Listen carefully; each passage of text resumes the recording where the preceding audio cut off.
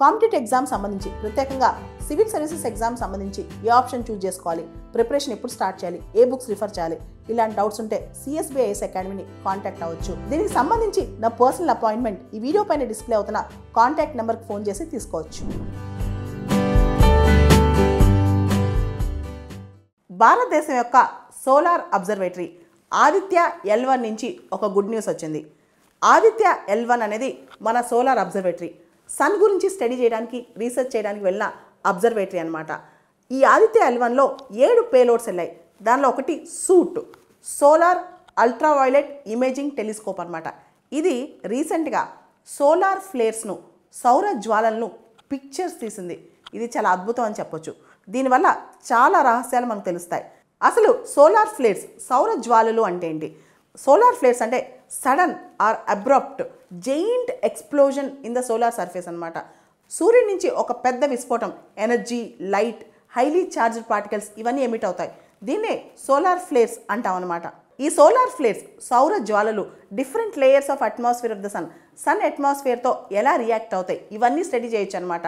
So solar flares అనేవి చాలా important. ఈ సోలార్ ఫ్లేర్స్, సౌర జ్వాలలు ఎర్త్ యొక్క మ్యాగ్నెటిక్ ఫీల్డ్తో ఇంటరాక్ట్ అవుతుంటే అరోరాస్ ఏర్పడతాయి అన్నమాట.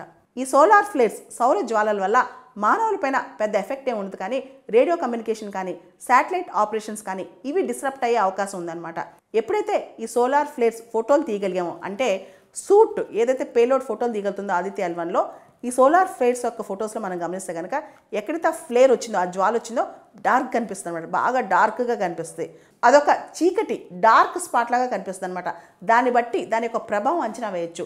సోలార్ ఫ్లేర్స్ యొక్క తీవ్రత కానీ, ప్రభావం కానీ, వాటి యొక్క ఇంట్రాక్షన్స్ కానీ ఇవన్నీ అంచనా వేయచ్చు అనమాట. ఇప్పుడు ఆదిత్య L1లోని పేలోడ్ ఏదైతే ఉందో సూట్ క్యాప్చర్ చేసిన ఇమేజ్ పేరు X6.3 క్లాస్ సోలార్ ఫ్లేర్.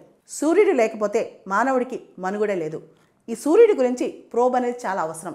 కానీ సూర్యుడి మీదకి వెళ్ళటం, మూన్ లాగా, చంద్రయాన్ లాగా దాని మీద ల్యాండ్ అవటం కుదరదు. ఎందుకంటే ఏదెళ్ళినా అక్కడ భగ్నం అయిపోద్ది. కాబట్టి మనం అబ్జర్వేటరీ మాత్రమే పెట్టుకోగలం అనమాట. 2023లో ఇస్రో వాళ్ళు ఆదిత్య L1 లాంచ్ చేశారు. 2024లో ఇది లాగ్రేంజ్ పాయింట్ 1 దగ్గర ఉండి అబ్జర్వ్ చేస్తుంది అనమాట. మనకి అతి దగ్గరలో ఉన్న స్టార్ సూర్యుడైనా సరే, సూర్యుడి గురించి చాలా రహస్యాలు మనకు తెలియవు. అమెరికా వాళ్ళు కూడా పార్కర్ సోలార్ ప్రోబ్ పంపించారనమాట. మన space agency ISRO Aditya L1 solar observatory ద్వారా సన్ గురించి రహస్యాలు తెలుసుకోవాలని ప్రయత్నం చేస్తోంది.